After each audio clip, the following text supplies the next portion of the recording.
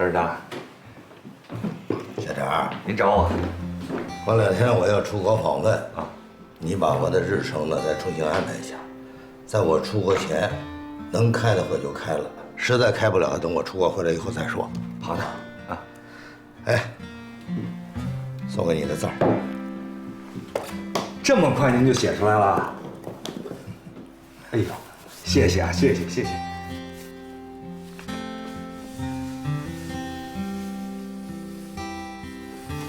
未出土时，先有节。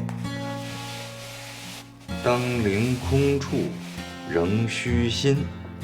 好，您写的真好，这不光是字儿好，而且这寓意也深。那个回头啊，我一定拿您给我写的这个字儿当做字勉啊，我太喜欢了。在您走之前啊，我还有个事儿想问您。什么事儿？办公室的小鱼那天说这个副秘书长自从调到省里之后，这个桌子呀和这个椅子上落了一层的土，我想是不是应该有人去打扫打扫？你这话我听明白了。你当我的秘书有8年了吧？啊，怎么这么点政治觉悟也没有？好好工作，别一天到晚东想西想的。只要你努力工作，对徽州有贡献，老百姓组织是看在眼里的。这个字儿是假的，不可能啊！我有个朋友是书法专家，他看了，这字儿是假的，这幅字儿呢是高仿，写得很真，连我都看走眼了。何市长，这都是我的不对啊。那您的这个墨宝我还没还。这幅字是我送给你的，收着啊。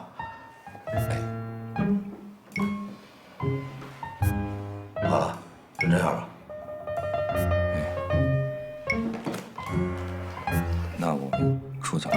这个也拿走。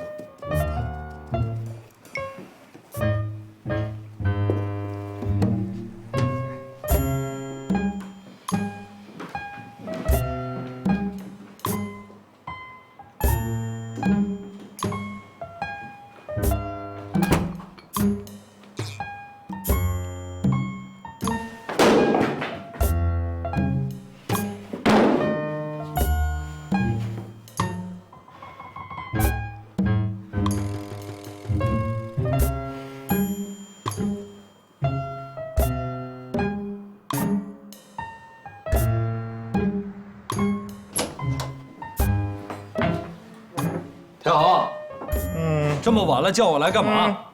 是的。哎，你怎么了你啊？喝了这么多酒，啊？来坐，陪我喝点。被领导给批了？啊，对了一半儿。那就是求爱失败了呗。早就跟你说过了，啊，你写那一首诗去追人女孩根本就不行。你以为那82年代呢？现在的姑娘要是不喜欢你，你就算是写出一唐诗300首来，哎，也没有戏。别喝了啊！不是，我就不明白这个女人了哈。你说她要什么我就给她什么，那她为什么还拒绝我呢？啊！哎，因为你呀市侩呀，市侩，我那叫现实，明白吗？现实，我算看明白了啊，都太现实了。你就说当初我跟郝梅，我们俩刚结婚的时候，那是要多好有多好。那会儿我还什么也不是啊，我连这个小秘书我还没有当上。可是后来呢，都不知道为什么啊，他就开始跟我吵架，那是天天吵，我就没法回家，你知道吗？后来我就在外边认识了个人，当然那会儿也都年轻，把持不住自己，我就跟那人好了，结果就让郝梅抓了把柄啊！结果你猜怎么？你猜他干什么事儿了啊？他居然也找了个人，一个美籍华人跑到徽州来做工程的。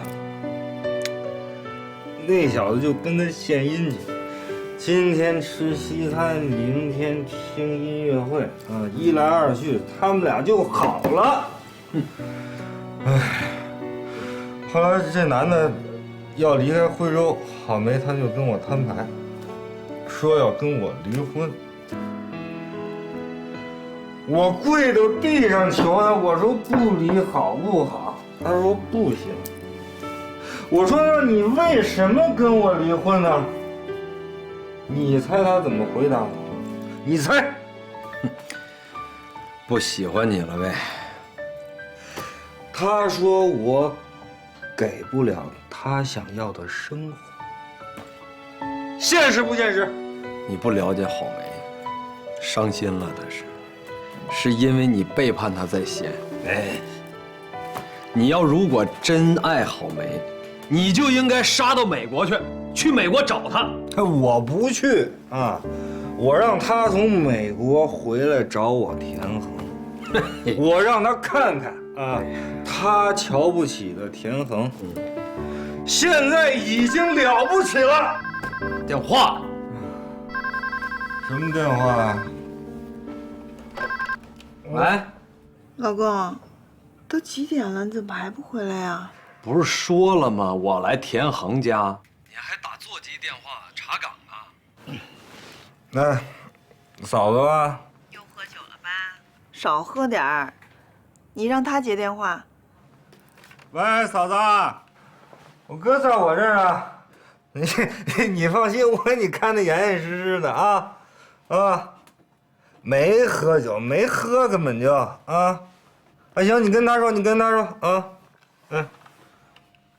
哎，我就想提醒你，明天起来以后，千万别忘了去找你师兄，让他帮你赶紧复课。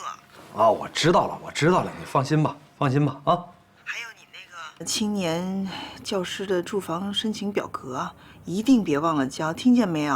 啊，明天我就交啊。好了，嗯。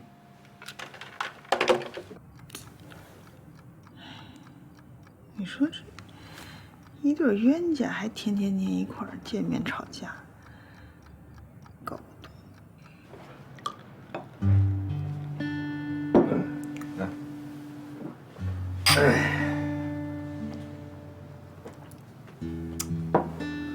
少喝点儿。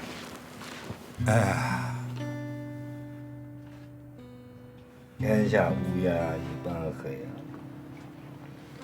这不都这么过吗？你活得太累了，没有几个像你这样的。是，我可不是累吗？你说我是干什么呀？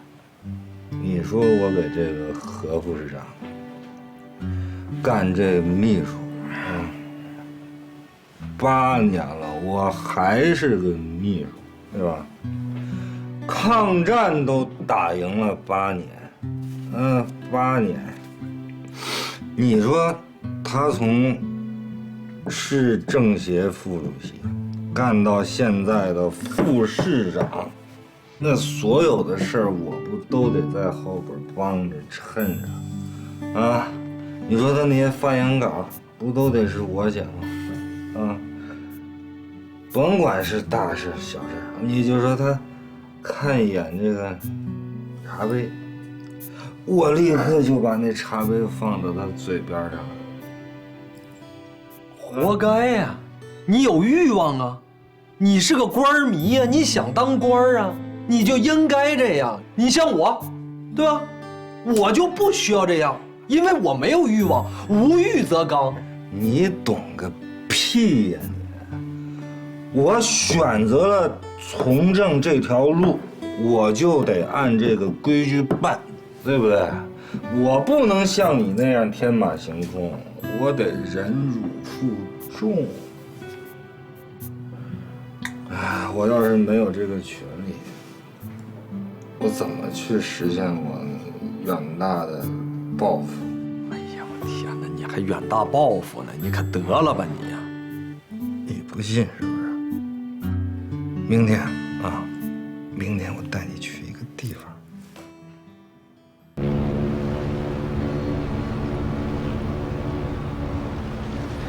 这是徽州最高的地方，徽州的一切都在这儿尽收眼底。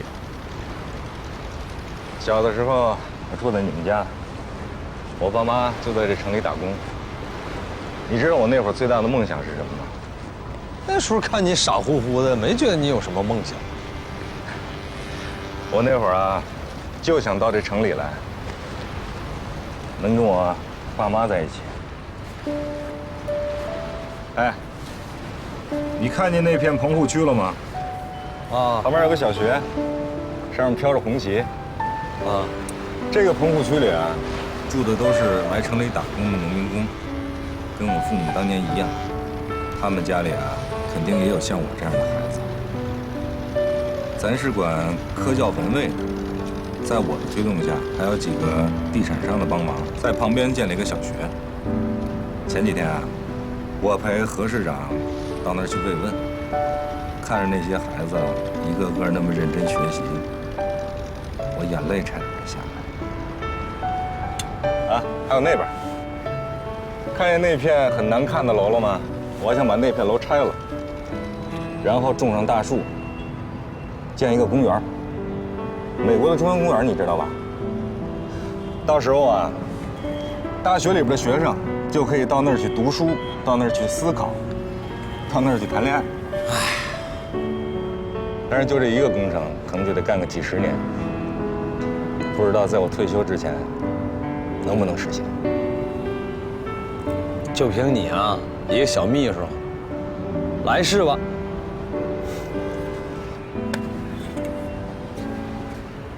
这边的小河里边啊，载的是小船；这边的大江里呢，载的是大船。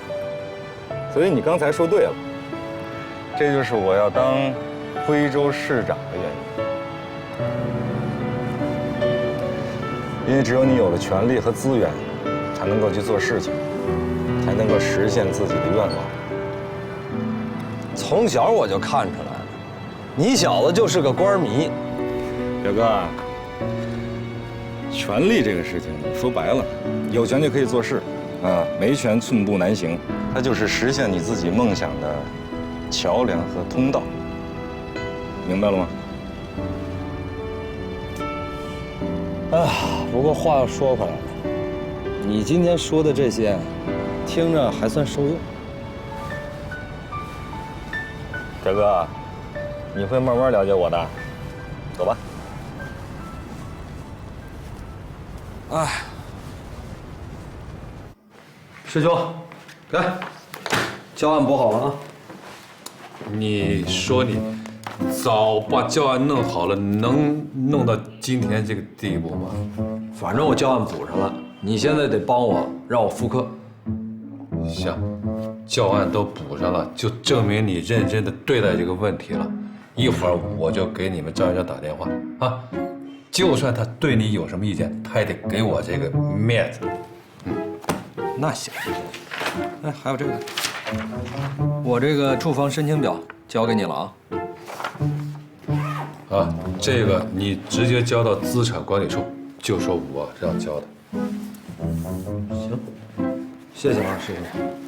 别谢我，那个我帮你忙，不是白帮啊。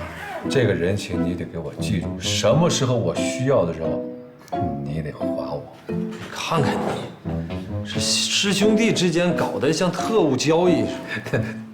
这是互助，你得学着点，不要老是一根筋啊！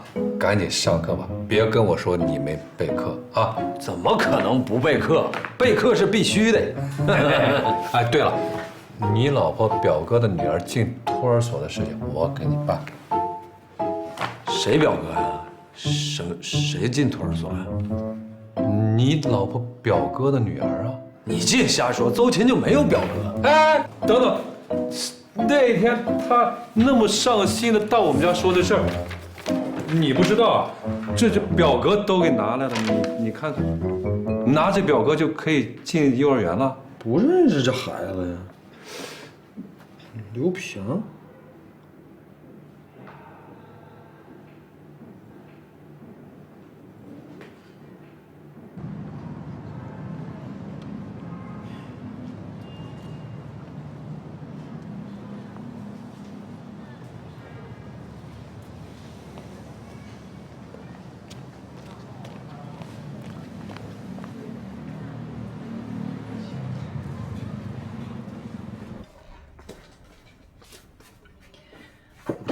老公，吃饭了。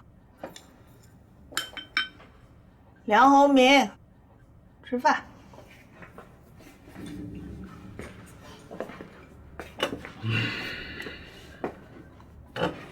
课上了，表也交了。交了，你这么嘱咐我能不交吗？你有没跟孙师兄说说，能不能优先考虑考虑我们？太贪心了吧？人家给咱复课了，提交的表格人也接收了，在人优先考虑分房子。我不像有些人呐，脸皮那么厚。你怎么这么说话呀？我不就是想知道，就是一共多少人交表，然后名额有几个，咱们的胜算几率有多少？不知道有几个人。反正我交表的时候，我们系燕老师也交表了。燕老师怎么又交表？他应该早就交过吧？哎呦，你说这些人真是贪得无厌，肯定又想趁机再捞一个房子。你别把别人都想的那么世俗，好不好？行行行，我世俗，你清高，你从来不管柴米油盐，你当然不知道当家有多难。我把话放前头啊，这回这房子你必须给我申请下来，关键的时候还得找那孙师兄去，死磕也得把他磕下来。我还用我找孙师兄吗？你找不就行了吗？又不是没找过。你今天说话怎么回事啊？你神经病，吃错药了吧？阴阳怪气儿的，想说什么直接说行不行？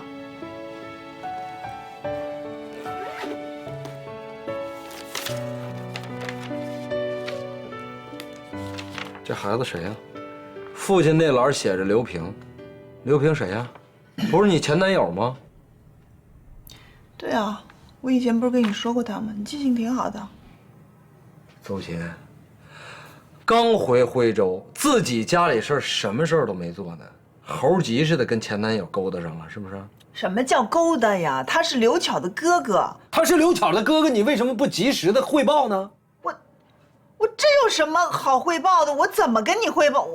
我也没想到能碰到他。再说我们是正常往来呀。我就不信了，你们俩真什么事儿没有的话，你为什么瞒着我呀？真什么事儿没有的话，你至于费这么大的劲帮这么大的忙吗？而且还打着我的旗号，你行了你！我在外头打拼，我这后院起火了我都不知道，你给我来一个釜底抽薪，我这被人戴了绿帽子了，我这脸往哪儿搁呀？我这孩子到底跟你是什么关系？你给我说清楚了。梁宏明，你什么意思啊？你说这话太没良心了。你还有理吗？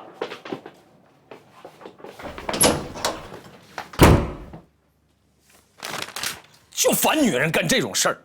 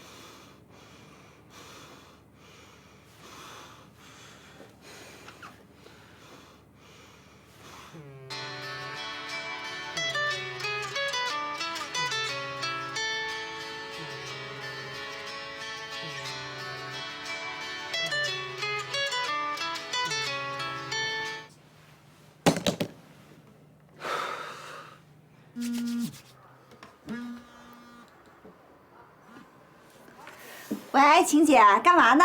哎，你好，刘巧，我叫梁红明，我是邹琴老公。啊，梁老师啊，你是找晴姐吧？她离家出走了。什么？离家出走了？对。你知道她能去哪儿吗？我不知道啊，她也没在我这儿啊。梁老师，要不你先别着急，我现在就出去，我跟你一起找她。好。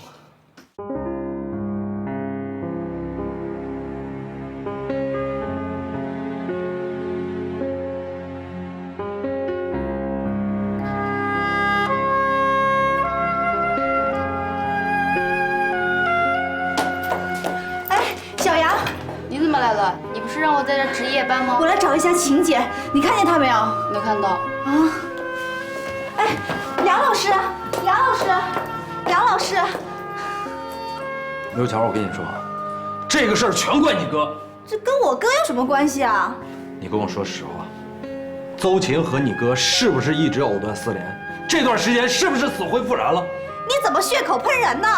我们上护理班那会儿，我哥是追过晴姐。我也撮合过他们，可是晴姐看不上我哥。后来他跟你去了北京，他们可就一点关系都没有了。你想什么呢？是真的吗？我要是骗你啊，我天打五雷轰！哎，梁老师，我们还是上别的地方去找找吧。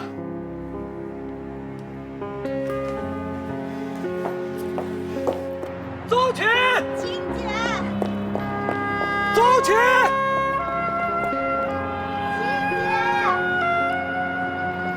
刘巧，上这边看看。啊，邹琴，晴姐，邹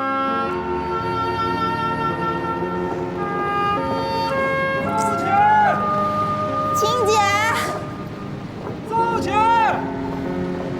晴姐，邹琴，你去哪儿了？邹琴！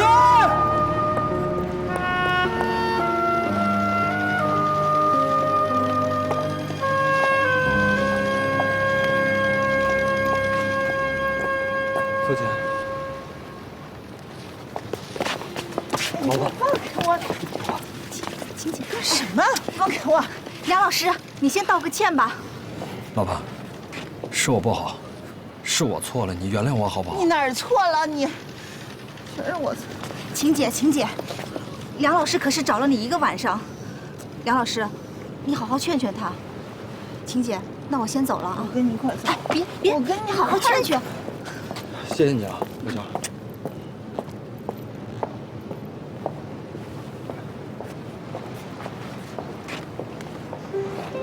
老婆，你原谅我好不好？是我不好，是我错了。事情的经过，刘巧都跟我说了，我都明白了，是我错怪你了。你说你这都跑这一晚上了，你要真出什么意外了，我可怎么办啊？你知不知道你昨天晚上说的都是什么鬼话？知道，是我不对，我是王八蛋，我不是人。老婆，我错了，咱回家吧，好不好？好不好？啊？那你以后还敢不敢这样随便怀疑人了？不敢了，不敢了，这都没听清，吓得真的。老婆，快点，快点，别冻着了啊！你说这么多年了，我一心一意的这么对你，你还要怀疑我？你到底想怎么样？是我不对，真的是我不对，老婆。以后啊，咱们俩相互信任，好不好？有什么咱们就说出来啊，彼此咱们咱们都不隐瞒，好不好？啊？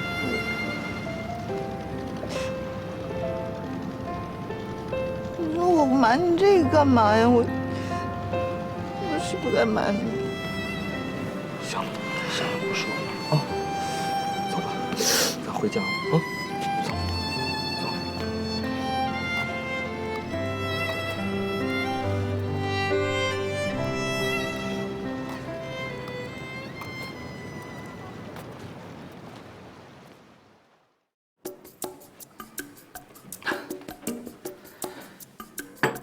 严秘书，我错了，这事儿我没办好，我给您赔罪，行吗？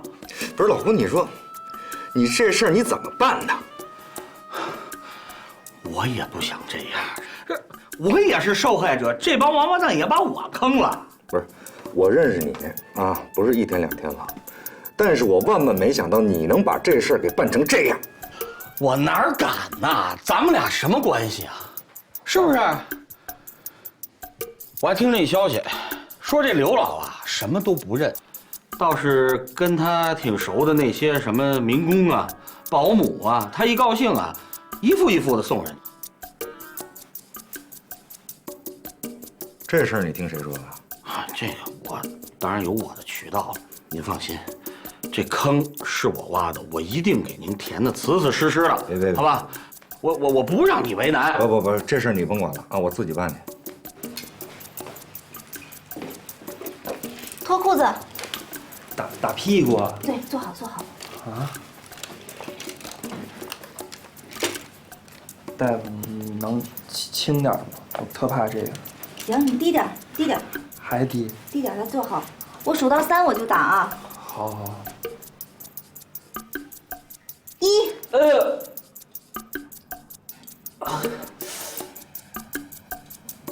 好了。不是，你不是说数到3吗？女人的话你也信啊？不是，那你也太能骗了吧！你说数到3，你怎么着也数到2啊？1，你是不是就那什么一针晕吧？看来我的名号还挺响的嘛。好，行了，你去那边休息一会儿，去吧。一针晕，果然名不虚传。哦，对了，你少吃点辣椒啊，吃多了你还得打。我再也不吃了。哎，姐，你回来了啊！哎，我跟你说个事儿。我刚才啊去给那个梅老师送体检表，在他们主楼贴着分房子的名单，你们家梁老师啊在候补里边。候补里头？呀，不行，我得去看看，我去看看啊！你帮我看着点啊。哦，行，那你快回来啊！哎呀，熬了这么多年，总算排到了。哎，在候补名单里有你。嗨，候补就当你没戏啊。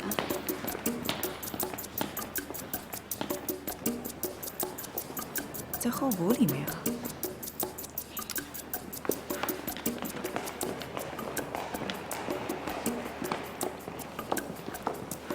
哦，杨老师，你也在候补名单里。年年岁岁花相似，岁岁年年人不同啊。马晨也在名单里面。这回我怎么也得争取争取了。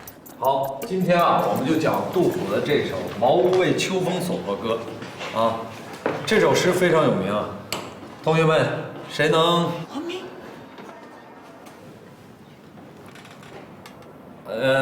大家先自习一下啊。我跟你说，干什么来了？知不知道那个正式分房的名单里没你？你的名字写在那什么候补名单里头了。他们说候补没用，候补不可能啊！真的，我刚刚从院里看了过来的。你赶紧问问你那师兄，看有什么办法可以补救吗？我现在得上课，还有一堂课没上完。房子重要还是课重要？到时候房子就没了。我得把课上了，上次已经被学校停1次课了，再不上课学校就给我开除了。那你上点心，你待会儿下了课去问行不行？你先回去吧，啊，回头再说。你别忘了。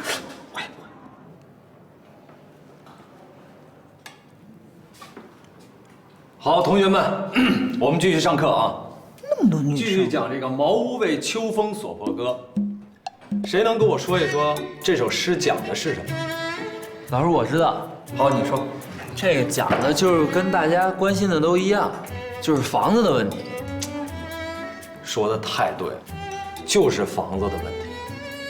安得广厦千万间，大庇天下寒士俱欢颜。说的多好啊！人人有房住，人人有好日子过。可是现在呢，很多人还为房子所困惑，包括你们老师我在内。但是现在啊，我也想清楚、想明白了，人嘛，有的时候啊，也要寻求一点这个物质以外的东西，比方说这个精神生活。你只有有了精神生活，在这个漫漫的长夜，你才会觉得人很安宁。在孤独的时候，你才会觉得温暖。尤其有的时候，这个男同志啊，看到美好的东西啊，总会涌现出一些想夸赞的这个欲望。前不久我做了一首诗，这首诗呢是描写一个美丽的女子，其中有这个2句啊，形容这个美人之美嘛，我可以给大家朗诵一下。徽州有佳女，微波通蝶梦，皎皎颜色好，翩翩若惊鸿。好，今天的课我们就先上到这儿啊。我希望大家不仅能背诵这首诗，而且还能理解它的意思。下课。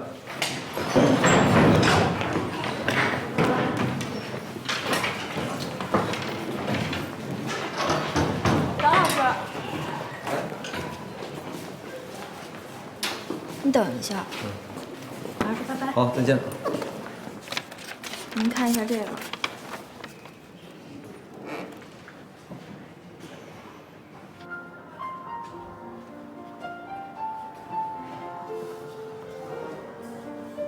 梁老师，您很热吗？可能是这茶有点热。那您说话从来都不看着对方。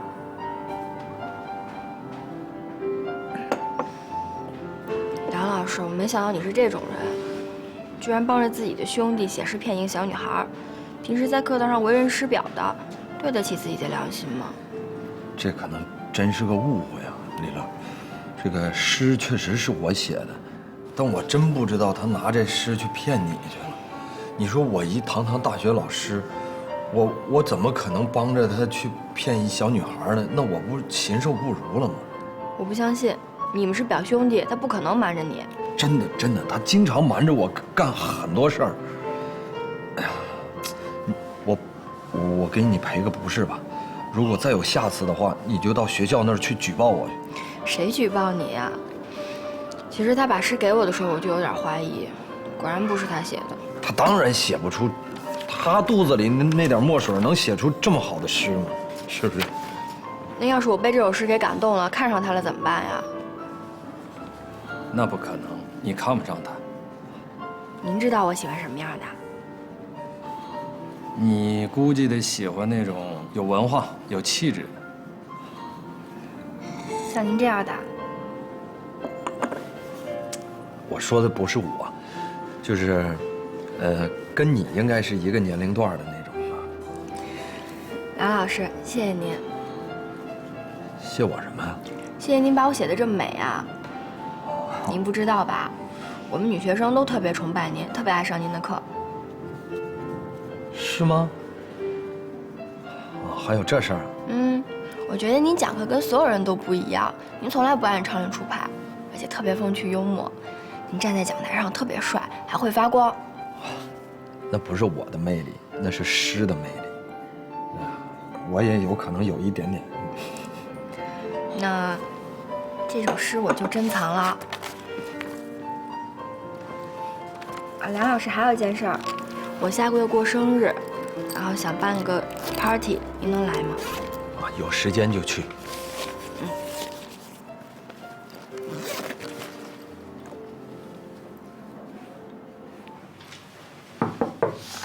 进来。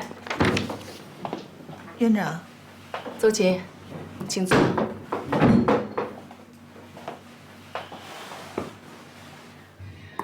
邹琴，我今天又听到有人给你提意见了，说你就忙自己的事儿，不安心工作。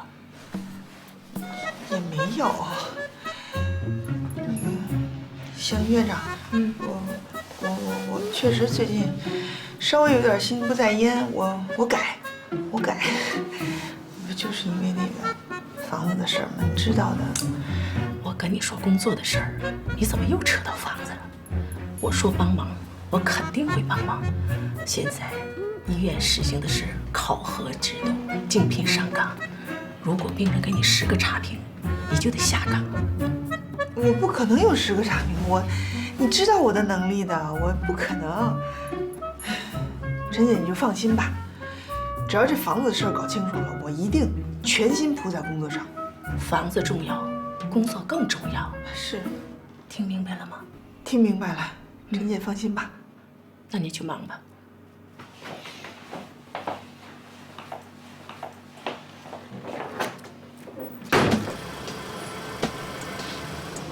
哎，到了。就这么冒冒失失的上门去，那不会被人赶出来吧？我都安排好了，他们家管道堵塞，已经报修了。这你咋知道？你别管我怎么知道的，我吩咐你的，你都记住了吧？啊，记住了。去吧。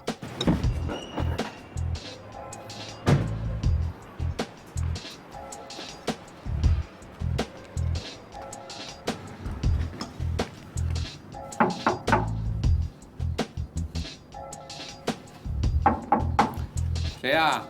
啊，给您修水管。你是？啊，我是来给您修水管的。哦，公司说您家那水管坏了。对，哎，快去看看。这个水管啊，发神经，前几天啊漏水，哎呀，结果呢，我正要让修呢，哎，突然又停水，真是，现在又漏水。你看，这漏着吧？你看，这关死了，还漏。你赶快给我修好了，要不然这水淹起来，把我的字画泡了，那可就糟了啊！行嘞，老人家，您就放心吧。这儿脏，要不您先回屋，这交给我就行了。行嘞，交给你了。哎，好。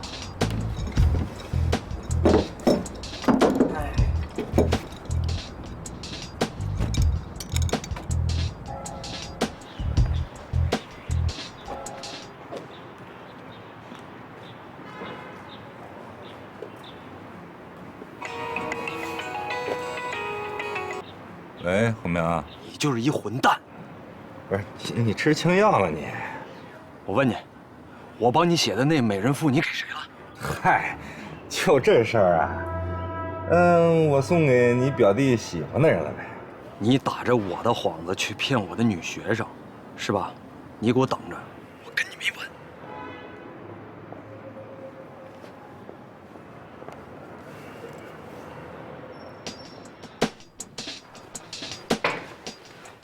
啊，修好了啊，修好了啊，多少钱？得问你多少钱呢？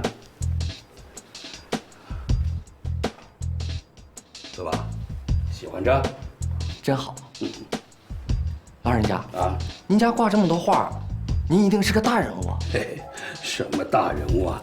小老头一个。老人家，老人家，干什么？我求求您救救我爹！进来说钱。我爹他得了癌症，打一针就得100多块钱，可我1个月就只能挣800块钱。我求求您帮帮我，救救我爹吧！起来！来，你说啊，怎么着？我爹他得了癌症，我看您家挂了这么多字画，您一定是个富贵人家，你能帮帮我，救救我爹吗？这样。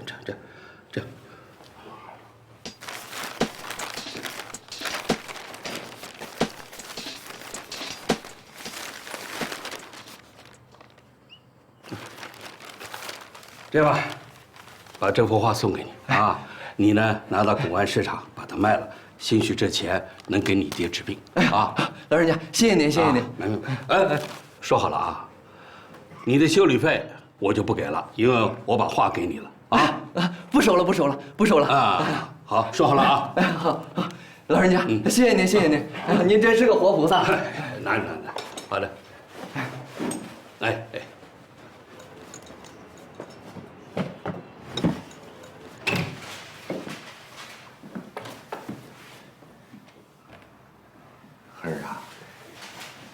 这次真的是刘一伦的活儿。这回不会又是赝品吧？不会。如果这次要是再有问题，您把我踢到江里去喂鱼去，绝对的真品。小佳，有两下子。您平常不是经常教导我们吗？这个做事情啊，要有闯劲儿，得有恒心。所以呢，我就锲而不舍啊，百折不挠，就把这事儿给办成了。主要啊，还是您的这个战略思想准确。哎呀，你是越来越会说话了。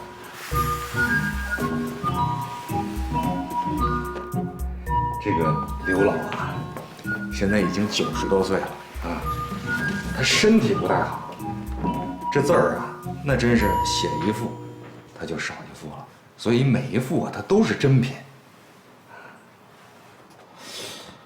哎呀，这可真是大师之作呀！来。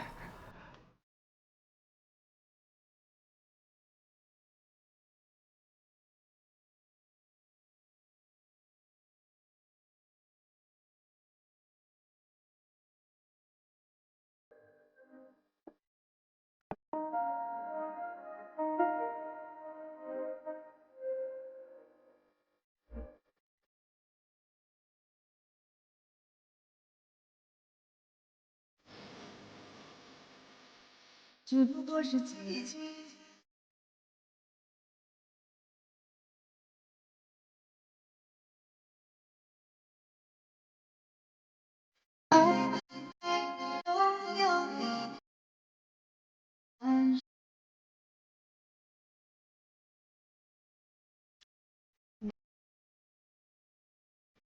享受，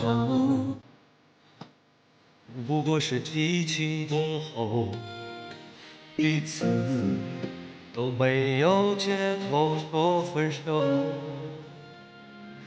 爱的到处总有一个人，就让回忆记住曾经的温柔。说好不再分手，把别接头，请原谅我还在傻傻等候。再多人都要为我理由。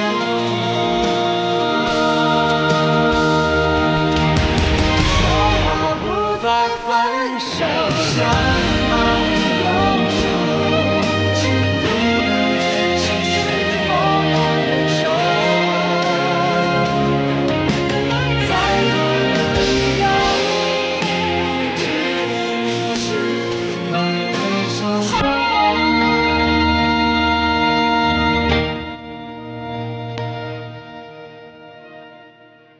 找借口。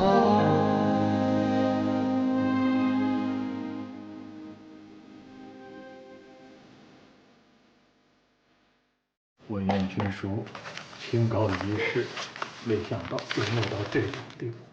你跟我爸是一个系的，对吗？你肯定认识那梁红什么？麻烦你回去给我转告他，你告诉他自己好好照照镜子啊，别那么不要脸，还当老师的呢。年轻人就这素质啊，还跟老人抢房子，有这样的吗？你们家梁博士把房子让给燕群书了。谁让你要把这房子到手了，你又给人家？你说你这败家爷们儿，你。